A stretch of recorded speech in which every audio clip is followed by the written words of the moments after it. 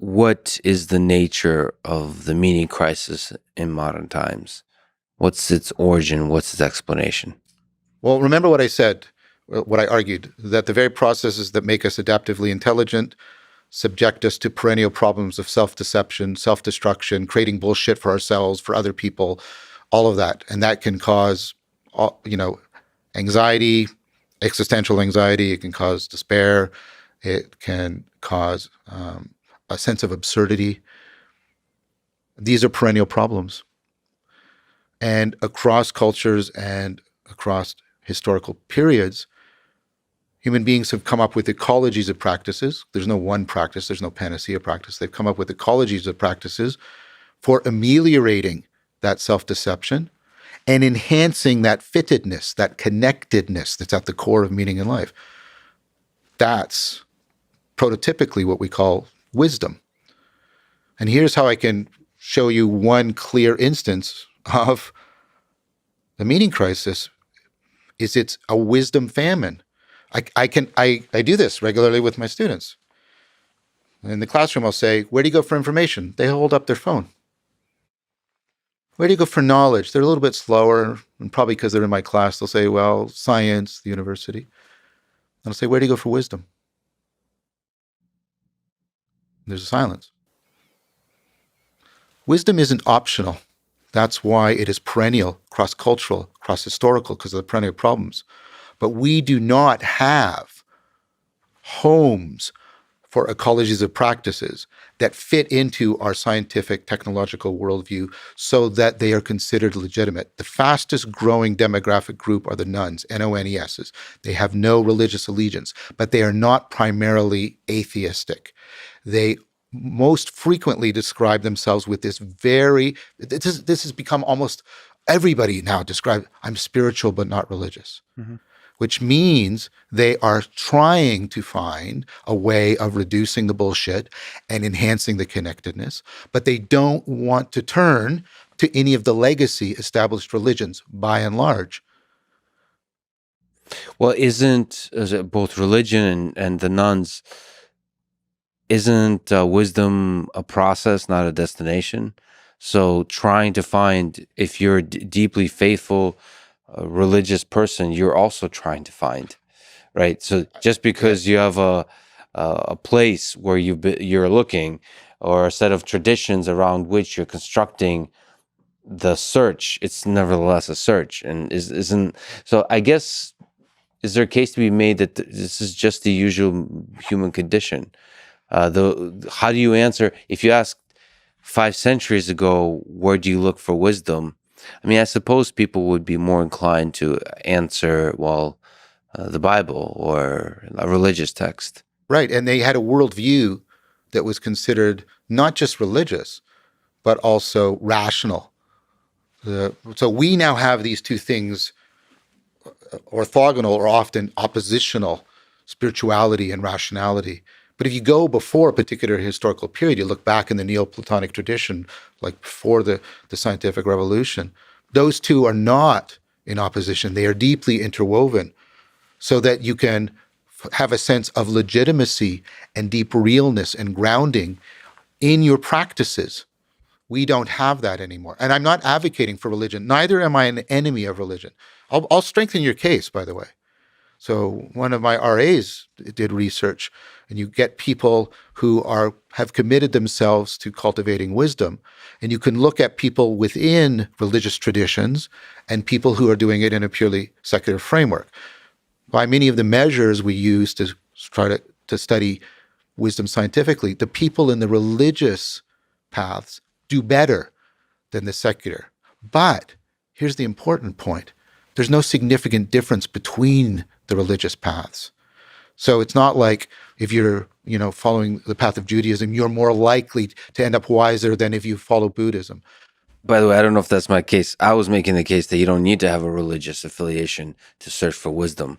It's that I thought along to the point you just made that it doesn't matter which religious affiliation or none. But that's what I'm saying.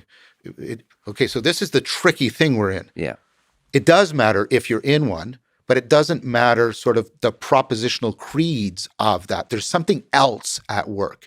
If you'll allow me this, there's a functionality to religion that we lost when we rejected all the propositional dogma. But there's a functionality there that we don't know how to recreate. Yeah, what is well. that? Can you try to speak to that? What is that functionality?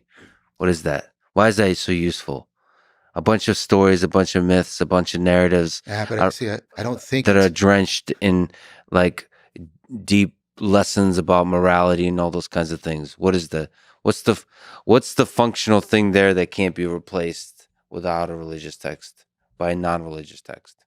this is, for me, the golden question. So thank you. Do you have an answer? Yeah, I have. I think I have a significant answer. I don't think it's complete, but I think it's important. And this is to step before the Cartesian revolution and think about many different kinds of knowing. And this is now something that is prominent within what's called 4E cognitive science, the kind of cognitive science I practice. And there's a lot of converging evidence for, okay, these different ways of knowing. There's propositional knowing. This is what we are most familiar with. In fact, it's almost has a tyrannical status, right? So this is knowing that something is the case, like that cats are mammals and it's stored in semantic memory, and we have tests of coherence and correspondence and conviction, right? There's procedural knowing. This is knowing how to do something. Skills are not theories. They're not beliefs. They're not true or false. They engage the world or they don't. And they are stored in a different kind of memory. Procedural memory. Semantic memory can be damaged without any damage to procedural memory. That's why, you have the prototypical story of somebody suffering Alzheimer's and they're losing all kinds of facts, but they can still sit down and play the piano flawlessly. Same kind of argument. There's perspectival knowing.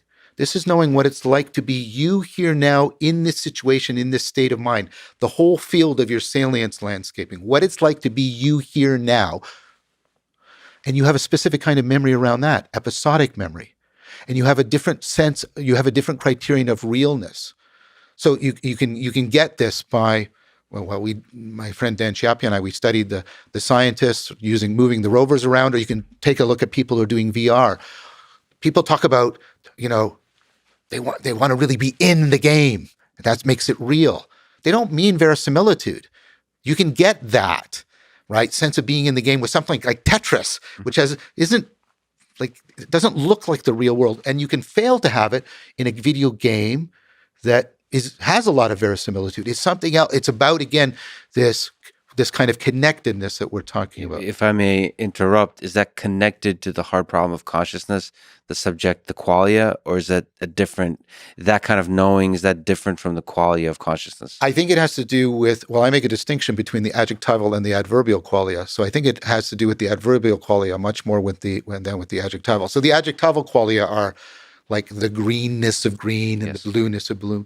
The adverbial qualia are the here-ness, the now-ness, the togetherness. Yeah. And I think the perspectival knowing has a lot to do with the adverbial qualia. Adjectival qualia and adverbial qualia. I'm learning so many new things today. Okay, so that's another way of knowing. Right, the perspective, and then there's a deeper one. And this is a philosophical point, and I don't want to, we can go through the argument, right? But you don't have to know that you know in order to know, because if you start doing that, you get an infinite regress. There has to be kinds of knowing that doesn't mean you know that. Yeah. Okay. Of course. Okay, great. Okay, good. Well, there was a lot of ink spilled over a 40-year period. So by philosophers, this is what they do. They spill ink. Yeah. But I want to talk paid for ink spillage. So I want to talk about what I call participatory knowing. This is the idea that you and the world are co-participating in things, and such that real affordances exist between you. So both me and this environment are shaped by gravity. So the affordance of walking becomes available to me. Both me and a lot of this environment are shaped by my biology. And so affordances for that are here.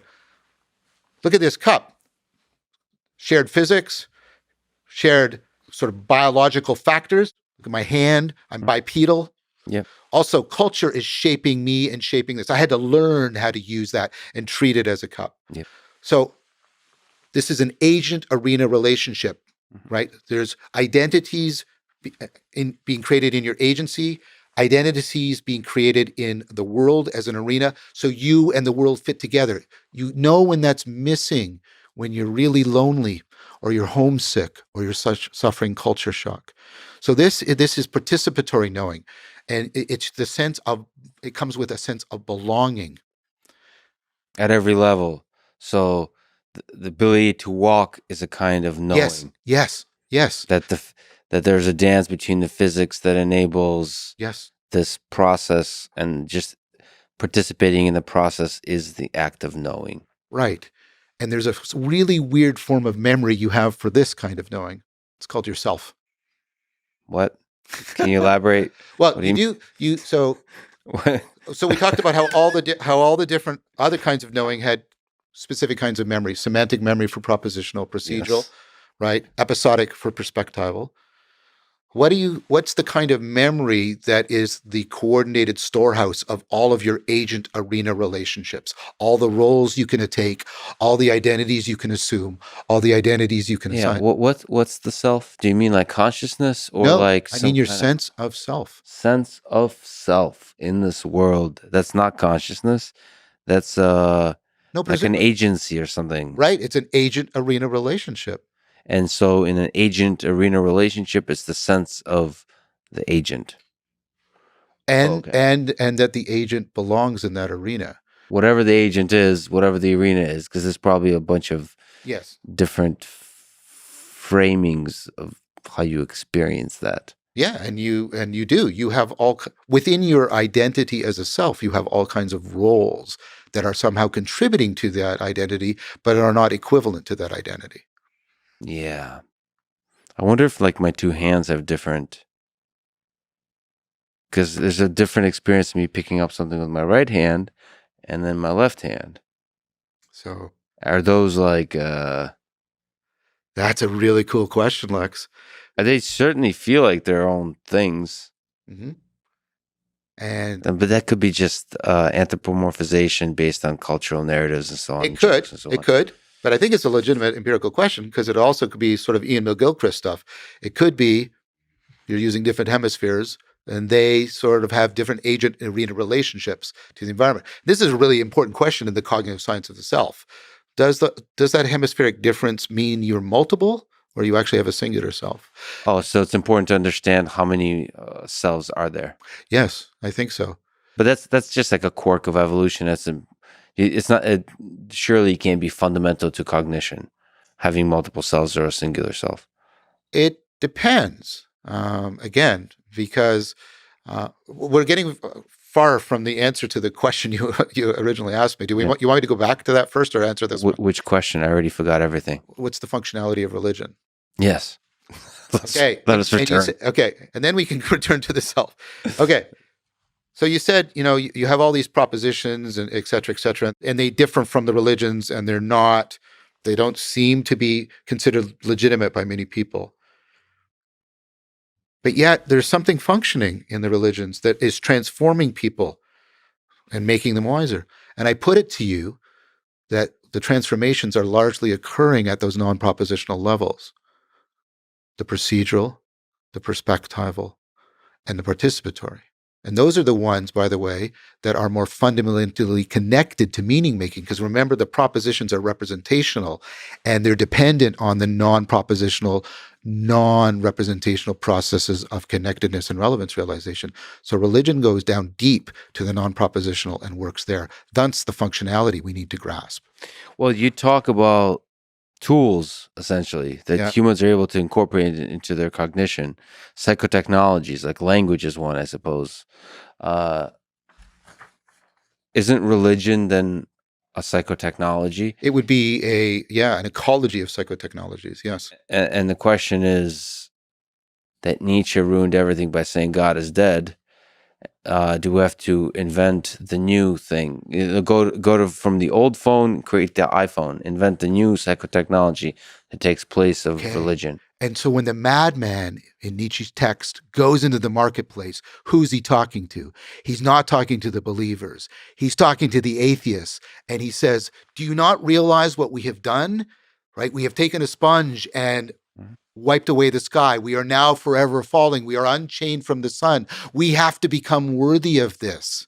Yeah. Well, Nietzsche is full of romantic bullshit, as we've No, already said. but there's a point there. Yes. The point is, right, there's one thing to rejecting the proposition. There's another project of replacing the functionality that we lost when we reject the religion. So his worry that as nihilism takes hold, you don't ever replace the thing that religion, the role that religion played in our Maybe world. it's hard to tell what he actually, because he's so multivocal. I'll speak for me rather than for Nietzsche. I think it is possible to, using the best cognitive science and respectfully exacting what we can from the best religion and philosophical traditions, because there's things like Stoicism that are on the gray line between philosophy and religion. Buddhism is the same. Doing that best cog sci, that best exaptation, we can come up with that functionality without having to buy into the particular propositional sets of the legacy religions. That's my proposal. I call that the religion that's not a religion.